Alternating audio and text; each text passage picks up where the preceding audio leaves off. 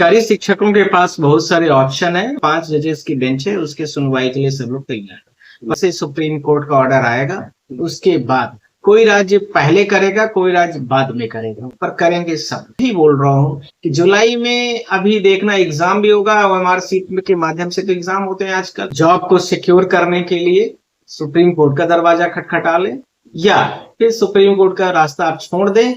10%, 5%, 2% जो भी रिजल्ट आएगा, यह तो तय है कि 100% रिजल्ट आने वाला नहीं है, इसमें कहीं कोई शक नहीं। गाज कितने लोगों पर गिरेगी और कितने लोगों पर नहीं गिरेगी। नमस्कार, मैं आपके साथ भास्कर तिवारी। टेट अनिवार्यता को लेकर के जिस तरीके से सुप्रीम कोर्ट का फैसला आया और जिस तरीके से सरकारी शिक्षकों को इस पूरे फैसले को लेकर के एक असमंजस की स्थिति भी बनी, और उसके बाद अभी भी सुप्रीम कोर्ट में तमाम तरह के पहल बाकी हैं, तमाम तरह के दाव पेच बाकी है और तमाम तरह की बहस भी बाकी है। लेकिन इन सब के बीच में एक राज्य ने जल्दबाजी दिखा दी है फिलहाल, और टेट अनिवार्यता को लेकर के परीक्षा की शुरुआत भी उसने कर दी। नाम है तेलंगाना। तेलंगाना ने शुरुआत कर दी जब कर्मचारियों को टेट पास करना है, और इसके लिए नोटिफिकेशन भी जारी कर दिया। और उन्होंने कहा कि साल 2026 में ही कम से कम टेट को लेकर के सरकारी शिक्षकों को 2 बार पेपर देना पड़ेगा। पहला जुलाई से अगस्त या सितंबर तक में, दूसरा नवंबर दिसंबर तक में देना पड़ सकता है। एक पहलू हो जाता है। दूसरा पहलू यह है कि क्या इन सब के साथ सरकारी शिक्षकों के ऊपर जो काम का बोझ और दबाव है, उसके साथ क्या सरकारी शिक्षक वाकई अपने इस परीक्षा की तैयारी कर पाएंगे? इन तमाम विषयों को गहनता से समझने के लिए, इसकी बारीकी को समझने के लिए हमारे साथ सुप्रीम कोर्ट के जाने माने वकील नरेंद्र मिश्रा जी मौजूद हैं। सर, आपका बहुत बहुत स्वागत है। और जिस तरीके से आपने कहा था कि सुप्रीम कोर्ट का जब फैसला आएगा तो राज्य सरकारें तुरंत अपनी तैयारी शुरू कर देंगे सरकारी शिक्षकों के परीक्षा लेने की। अब परीक्षा देने की तैयारी की शुरुआत हो रही है। सरकारी शिक्षक अब करें तो करेंगे। अभी तो सरकारी शिक्षकों के पास बहुत सारे ऑप्शन है, वो अपनी तैयारी किस तरीके से कर रहे हैं मुझे नहीं पता है। एक तो तरीका है उनका ये है कि वो टेट के लिए कमर बांध के तैयार हो जाए। बहुत सारे लोग ऐसा कर सकते हैं और कर भी रहे होंगे। और एक तरीका है कि जो 5 जजेस की बेंच है, उसके सुनवाई के लिए सब लोग तैयार है। पर सवाल वहीं पर खड़ा होता है, मैंने आपसे उस दिन भी बोला था कि 25 लाख टीचर तो 25 लाख डायरी नंबर भी होने चाहिए, तो जिसमें कुछ आपको रिजल्ट के तौर पर मिले। क्योंकि आप सबको पता है कि रिजल्ट के तौर पर आप लोगों को भी सिर्फ नकारात्मक चीजें ज्यादा हाथ में आएगी। सकारात्मक में तो सिर्फ यही हुआ कि 1 साल आपको एक्सटेंड मिल गया। दूसरा, फिजिकल एजुकेशन वाले जो टीचर थे, उनका नाम अभी तक टेट वाली एग्जामिनेशन में, म्यूजिक वाले में अभी तक नहीं। तो बहुत सारे लोग ऐसे भी हमसे फोन कर रहे हैं कि सर हमारे लोगों का भी कर दीजिए। हमें कई बार फोन आ रहा है, वेस्ट बंगाल से आ रहा है, कई हरियाणा से भी आ रहे हैं, और भी विभिन्न राज्यों में जहां जहां फिजिकल एजुकेशन का ज्यादा रहा है। तो उन लोगों ने हमें फोन किया और बोला कि सर हम लोगों का सेपरेटली कर दीजिए। तो उनके लिए तो मैं कर रहा हूँ।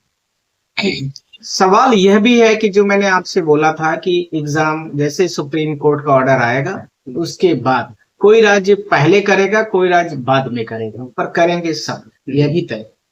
जो लोग यह सोच रहे होंगे कि अभी हमें सुप्रीम कोर्ट का ऑर्डर ही आया है और अभी हमारे राज्य जो है वो किसी भी प्रकार से हमें कोई भी किसी एग्जामिनेशन देने के लिए दबाव नहीं डालेंगे। पर दबाव आपको क्यों डालेंगे, उनको जरूरत क्या है? यदि आप एग्जामिनेशन को क्वालिफाइड नहीं करेंगे तो सुप्रीम कोर्ट की वही ऑर्डर्स की कॉपीज को अप्लाई करा देंगे, उनकी मजबूरी है।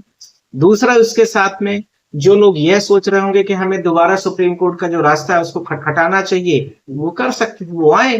तीसरी, इसके साथ में मैं आपको यही बोल रहा हूँ कि जुलाई में अभी देखना एग्जाम भी होगा। OMR सीट के माध्यम से तो एग्जाम होते हैं आजकल। सब स्कैन करके सब देखना 10 दिन के अंदर में सब रिजल्ट आ जाए। सवाल यह है कि राज्य में 2 फेज में होना चाहिए, और यदि इनको 3 साल 4 साल का मौका दिया गया तो कम सेमेस्टर वाइज कर दें, ईयर वाइज कर दें, स्कोर वाइज करके। दूसरा, इसके साथ में जो एडिशनल ऑप्शन है कि जिन लोगों ने विभिन्न प्रकार के एग्जामिनेशन दिए थे और सरकार ने नोटिफिकेशन करके लिया, चाहे वो बीएड हो, चाहे डीएड हो, चाहे डीएलएड हो, या विभिन्न प्रकार। पर सवाल यह भी है कि ये जितने बीएड, डीएड और डीएलएड वाले एग्जामिनेशन थे, वो सिर्फ और सिर्फ आपके एजुकेशन से संबंधित थे। ये क्वालिफिकेशन से संबंधित नहीं है। ये क्वालिफाइंग के लिए कि you are eligible at right now और नॉट, इससे संबंधित है। अर्थात आप इस समय पर इस पोस्ट के लिए संबंधित पोस्ट के लिए आप उसकी योग्य हैं या नहीं है। इससे उनका ताल्लुकात है जो कि कोर्ट के ऑर्डर की कह रही है और जो कोर्ट जिस प्रकार से आर्गुमेंट के दौरान पर रखी गई थी। पर सवाल यही है कि नोटिफिकेशन जब निकलता है, पब्लिश्ड होता है, तो सारी हर जितनी भी वैकेंसीज होती हैं सब उसी के आधार पर आगे फॉरवर्ड होते हैं और आगे चलती हैं। तो ये अब ये इसके साथ में आपने जो चौथा प्रश्न पूछा कि टीचरों के पास अब रास्ते क्या है। टीचरों के रास्ते दोनों हैं। एक वो अपने जॉब को सिक्योर करने के लिए सुप्रीम कोर्ट का दरवाजा खटखटा ले, या फिर सुप्रीम कोर्ट का रास्ता आप छोड़ दें। 10%, 5%, 2% जो भी रिजल्ट आएगा, यह तो तय है कि 100% रिजल्ट आने वाला नहीं है, इसमें कहीं कोई शक नहीं। गाज कितने लोगों पर गिरेगी और कितने लोगों पर नहीं गिरेगी, ये तो आगे आने वाला समय भी बताएगा। जैसे उत्तर प्रदेश का मैं उदाहरण स्वरूप बात करूं तो उत्तर प्रदेश में बहुत सारे स्कूलें ऐसी हो गई जहां पर एक टीचर है या नहीं भी टीचर है। इसी प्रकार से मध्य प्रदेश है, मध्य प्रदेश में बहुत सारे हैं पर वहां पर कुछ टीचर हैं, कुछ नहीं भी हैं। ये सब चीजें हैं। और जहां पर टीचर नहीं है उन टीचरों के साथ में ये है कि उन स्कूलों को बंद पाए हैं, तो उन टीचर जब है ही नहीं है और एग्जामिनेशन लेंगे तो एग्जामिनेशन क्वालिफाइड भी नहीं होंगे तो अपने आप बाहर निकल जाएंगे। वैसे यदि करते तो सरकार से इनका रोज विद्रोह होता, टीचरों का रोज धरना प्रदर्शन होता। तो सरकार ने एक अल्टरनेट सुप्रीम कोर्ट के माध्यम को निकाला है। इस माध्यम से सरकार के ऊपर आंच भी नहीं आएगी, कोर्ट का नाम आ गया, कोर्ट से हम नहीं लड़ सकते हैं, भाई आप अपनी तैयारी करो, बात खत्म हो गई। तो इसमें अब तो टीचर भी अपने आप कंट्रोल हो गया। दूसरा, कोर्ट के माध्यम के जो ऑर्डर आएंगे उसको हमें पालन करने के लिए हम बाध्य हो गए। सरकारों पर बाधा भी नहीं आएगी वोटिंग को लेकर के। ये सब किया गया है, ये करने के एक रास्ते थे। इसीलिए केंद्र सरकार भी आप इसमें कोई भी एक्शन अभी तक नहीं लिया, आपने देखा हो, और न लेने वाली है। जितने भी बीजेपी के बहुत सारे टीचर एसोसिएशन जुड़े होंगे, बीजेपी से ही बहुत सारे लोग होंगे। हमें लगता है कि जब से पैदा हुए होंगे, मतलब एडल्ट हुए होंगे, तो पैदा होने का मतलब एडल्ट, वोट डालने का राइट से मिला होगा और तब से आज तक का 55-60 साल वाला भी टीचर जो होगा, सब पूछे ज्यादातर बीजेपी के होंगे फॉलोवर्स। अब उनसे सबसे मेरा अनुरोध है कि बीजेपी से जो हमारा पार्लियामेंट है उसमें रेजोल्यूशन ला करके उस काम को कराएं, क्योंकि आपने वोट दिया है तो कुछ आपको फायदा मिलना चाहिए, है ना। जो दूसरा रास्ता अप्लाई करना चाहते हैं सुप्रीम कोर्ट वाला, इख्तियार कर सकते जी। मूल प्रश्न अब यहीं से निकल रहा है। बात यह कि सरकार यहाँ पर इस मामले पर अपना पत्ता खोल नहीं रही कि वो शिक्षकों के साथ में है या नहीं है, एक बात। दूसरी चीज यह है कि सुप्रीम कोर्ट से अब सरकारी शिक्षकों को राहत कितनी मिल पाएगी, क्योंकि ये बात साफ हो चुकी है कि अगर इसमें प्रधान न्यायाधीश का हस्तक्षेप अगर नहीं होगा तो जाहिर सी बात है कि दिव्यांका दत्ता के हाथों में सरकारी शिक्षकों को राहत मिलने को उम्मीद कम दिखाई दे रही है। शिक्षकों का भी सवाल है। तो क्या क्यूरेटिव पिटीशन की जो आप बात कर रहे थे, 5 बेंच मतलब 5 जजों की जो बेंच बनेगी, उससे क्या वाकई में शिक्षकों को राहत मिलेगी? क्योंकि सरकार से उम्मीदें तो ज्यादा शिक्षकों और शिक्षक संगठनों को नहीं। देखिए, 2 चीजें मैं अभी स्पष्ट कर दे रहा हूँ। हो सकता है कि बहुत सारे शिक्षक अभी सुबह और रात के बीच में डिफरेंस न कर पा रहे, पर यह भी सच है कि सरकार उनके साथ में कुछ भी नहीं खड़ेगी। कि उन्होंने रिव्यू पिटीशन फाइल कर दे, क्या फर्क पड़ा, 1,50,000 रुपए खर्च कर दिया सरकार ने। सरकार की जहां बात है, उस दिन के हेयरिंग का चार्ज दे दिया होगा, जो सीनियर काउंसिलिंग का 10-20 हजार 25 हजार जो भी रहता है फिक्स्ड रेट दे दिया, काम खत्म हो गया। इसमें क्या उससे बड़ी चीज है? तो सरकार इनके उस फेवर में कहीं दिखती हुई नजर आ रही है? आपको लग रहा है कि कोई नजर आ रहे हैं? तीसरी बात, शिक्षक, ये अब सरकार के लिए 2 मुद्दे मिल गए। एक तो राजनीतिक मुद्दा फायदा हो गया कि सरकार आई थी भाई, हम तो सरकार पिटीशन भी फाइल की, हमारे काउंसिल ने आर्गुमेंट भी किया, कोर्ट ने नहीं माना, एक तरीका तो ये मिल गई। दूसरा हो गया कि यदि कोर्ट ने नहीं माना तो हम क्या करें, कोर्ट के नीचे तो हम सब।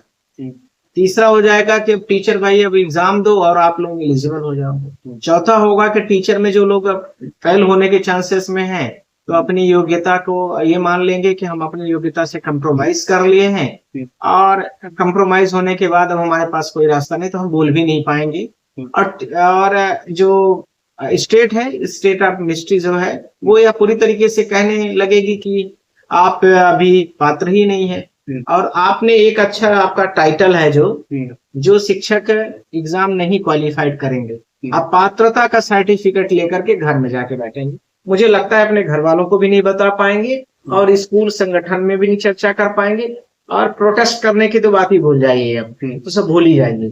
ये सब होगा, पर ये शिक्षकों के साथ में कोई हमसे बोला शिक्षक बड़े सभ्य होते हैं। सर मैंने ये बोला कि कौन कहा है कि शिक्षक असभ्य होते हैं, और बोले कि वो बहुत सारे लोगों का जिनका फोन है, यह भी बोला कि सर वो शिक्षक सभ्यता के साथ में उनको कुछ आता जाता नहीं। अब मैंने बोला कि शिक्षक ही सारे पूरे भारत देश के जिम्मेदाता है, भारत देश की पॉलिटिक्स को आगे बढ़ाते हैं। वो भारत देश के बड़े बड़े जो पुराने नेता रहे हो या जो राष्ट्रपति तक के पद में गए, वो ज्यादातर शिक्षक ही थे।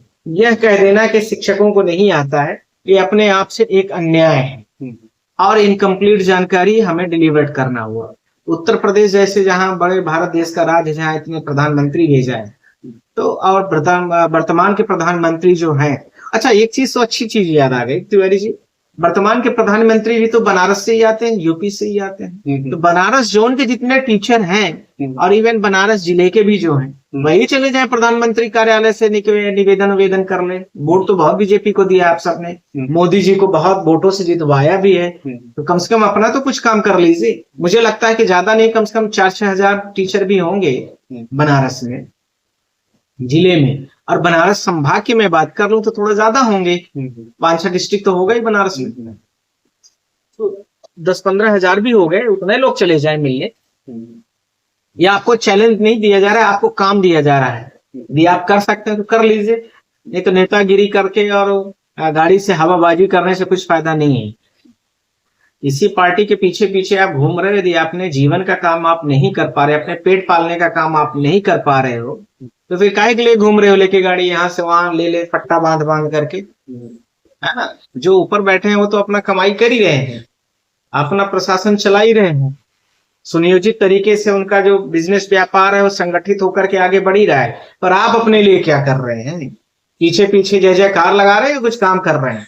इस सारे शिक्षकों को मैं बोल रहा हूँ, चाहे किसी व्यक्ति का हो, किसी भी राज्य का हो, तो प्रधानमंत्री वहीं के रहने वाले, इसलिए मैंने टारगेट दे दिया है कि आप लोग करिए इसको। दूसरा, इसके साथ में, इसी के साथ में जितने शिक्षक यूनियंस हैं, मैंने आप सारे शिक्षकों से बोला है, सबसे, जैसे मैंने विभिन्न राज्य की बात किया है, 20-25 लाख टीचर हैं, 25 लाख टीचर जो विभिन्न यूनियन से आए हैं, जिनकी पिटीशन फाइल, सब लोग अपने जिस काउंसिलों के साथ में पिटीशन फाइल किए थे, उनसे कॉपी मंगा के देखिए, चेक करिए कि आपके नाम डले हैं या नहीं डले हैं। अर्थात आपने पैसे का कंट्रीब्यूशन किया है तो आपके साथ में कहीं कुछ अन्याय तो नहीं हुआ, यह देखने की आपकी जरूरत, और आपके नाम से डायरी नंबर वो है या नहीं है।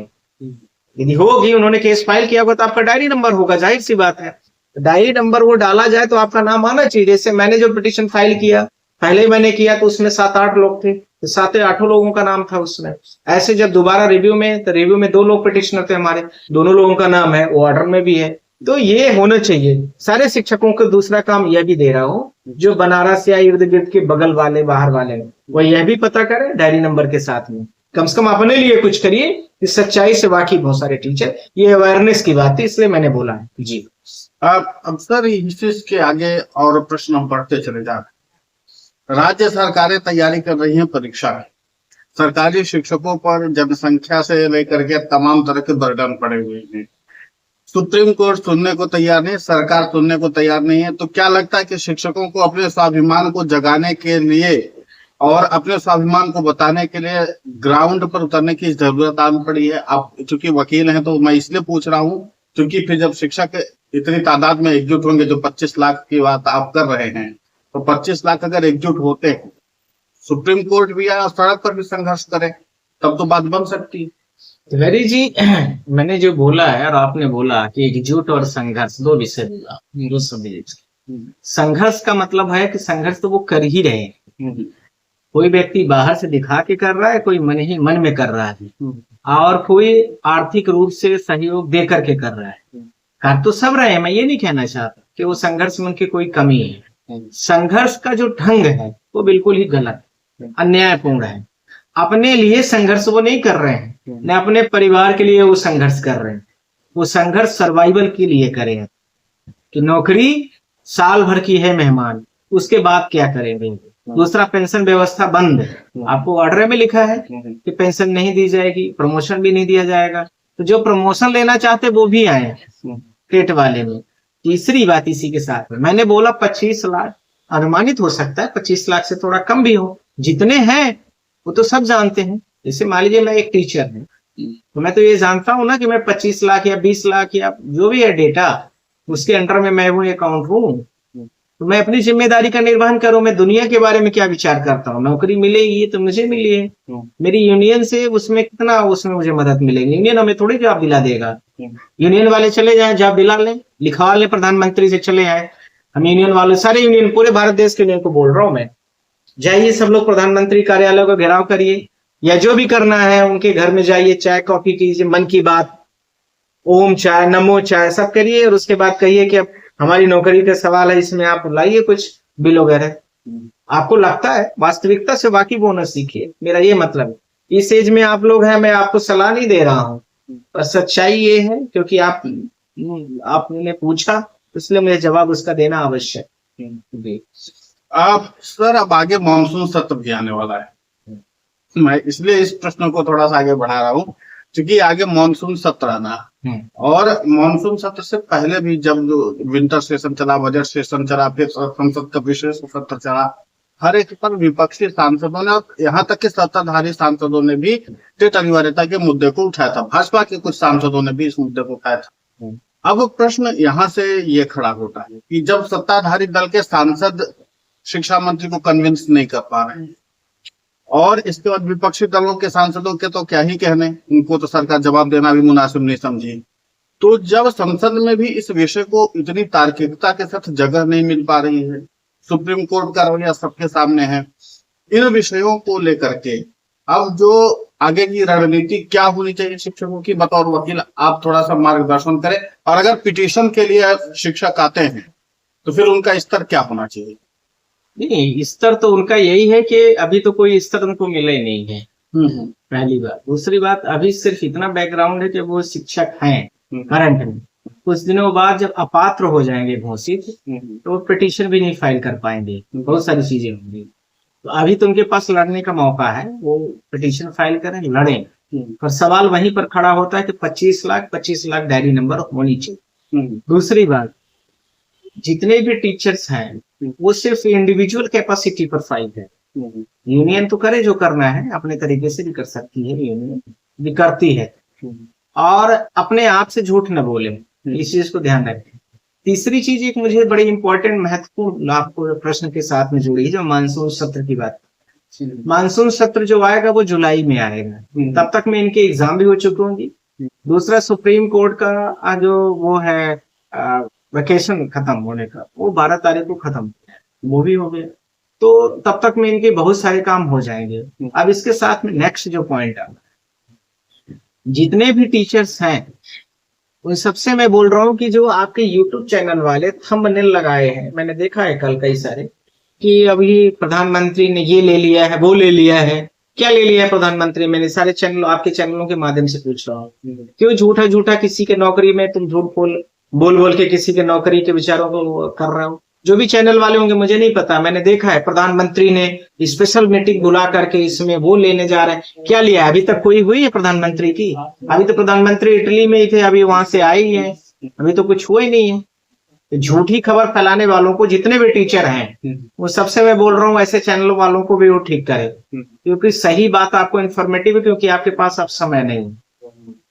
दूसरी बात यह है कि थंबनेल ऐसा लगा देंगे कि लगेगा कि प्रधानमंत्री ने सब कर दिया, अब हमें जॉब की कोई जरूरत ही नहीं है, हम क्यों जाए, है ना? तो ये सारे चीजें, झूठ और गुमराह फैलाने वाले लोगों पर आप लोग तो एक्शन लीजिए। दूसरा, जो लोगों ने इस तरह से कार्यवाही करते हैं तो उनको भी आप लोग ठीक करिए। तीसरा, इसके साथ में जो मतलब नेक्स्ट इसी का जो पॉइंट है कि आप लोग तन्मयता के साथ लड़िए, ईमानदारी के साथ लड़िए, और सब लोग अपना क्यूरेटिव पिटीशन पर आइए। चीफ जस्टिस ऑफ इंडिया से सुनवाई कराने की जिम्मेदारी मेरी है। मैं आप लोगों के ऑन कैमरा बोल रहा हूँ, सब लोगों के सामने बोल रहा हूँ। सारे टीचर आप लोगों के साथ खड़े हैं, पर यह भी है कि आपके साथ सारे वकील भी खड़े हैं, क्योंकि ये देश के हमारे उसका विषय है, शिक्षा का विषय है, और हम सब टीचरों को बड़ा सम्मान करते हैं। हम हमेशा आपके साथ हैं। मैं इसलिए बोल रहा हूँ कि आप लोग कुछ स्टेप्स उठाएं, कुछ लोग अपने लिए ही करें। हम लोगों को क्या फायदा, हम लोग रोज केस लड़ते हैं 2-4, पर टीचरों का एक बड़ा, हमारे टीचरों के प्रति हमेशा बड़ा सम्मान रहा है, चाहे कभी कोई भी कहा। जी। तो सर, जिस तरीके से पूरी पृष्ठभूमि अब बन के तैयार हुई है और जिस तरीके से हमने मार्गदर्शन दिया है, क्यूरेटिव पिटीशन से अगर वो शिक्षक आना चाहते हैं, अब जो 5 जजों की बेंच की बात आपने कही, तो इसका प्रोसेस क्या होगा, कैसे वो आ सकते हैं, किसी काउंसिल की जरूरत पड़ेगी उनको? इसमें सब काउंसिल की भी जरूरत पड़ेगी, इसमें सीनियर की परमिशन होती है, सीनियर परमिशन देता है तब जाकर के वो पिटीशन फाइल करने के लिए एलिजिबल व्यक्ति होगा। दूसरा, इसमें फिर वो सुप्रीम कोर्ट को जो जजेस होंगे वो चैम्बर्स में डिसाइड करेंगे क्यूरेटिव में इसको लिया जाए न लिया जाए, परमिशन होगी। फिर उसके बाद वैसे होगा जैसे रिव्यू में हुआ था, यानी वो कोर्ट ऑर्डर करेगी, लिस्ट करेगी, फिर ऑर्डर करेगी, फिर सुनवाई के लिए डेट डिसाइड होगी। पर इसकी जो लीडिंग बेंच होगी वो चीफ जस्टिस ऑफ इंडिया, और इसके साथ में 5 पूरे जजेस होते हैं, टीम होती है। 3 नए होते हैं, 2 पुराने वाले होंगे जिन्होंने ऑर्डर दिया है, जस्टिस दीपांकर दत्ता, जस्टिस मनमोहन सिंह। तो बिल्कुल जिस तरीके से सरकारी शिक्षकों के अंदर असमंजस की स्थिति बनी हुई थी और उनको ये लग रहा था कि अभी भी सारा मौका उनके हाथ से निकल गया, तो अभी मौका सारा निकला नहीं है। लेकिन बात यह है कि यहाँ पर सतर्कता बरतने की जरूरत है। सरकारें आनन फानन में जल्दबाजी करेंगी और तुरंत हो सकता है कि पेपर लेने की कोशिश करेंगी, जैसे कि तेलंगाना सरकार ने शुरू किया है। तो ऐसे में आपको एहतियात बरतने की जरूरत यह है कि आप इस पर थोड़ी सी सजगता दिखाएं, जिम्मेदारी दिखाएं और जवाबदेही अपनी तय करें, और ऐसे के वकील के पास आप जाए जो आपको क्यूरेटिव पिटीशन के लिए आगे बढ़ाए। और सबसे अहम बात यह है कि कानून के साथ साथ जिस तरीके से आपका पहल चल रहा है उसमें संसद और सांसद के ऊपर भी दबाव बनाने की जरूरत है, और जब आप वहां पर जाएंगे तो उसका अलग इम्पैक्ट पड़ेगा। सर, आपने अपने व्यक्तित्व में से थोड़ा सा समय हमारे लिए निकाला, शिक्षकों के लिए निकाला, आपका बहुत बहुत शुक्रिया।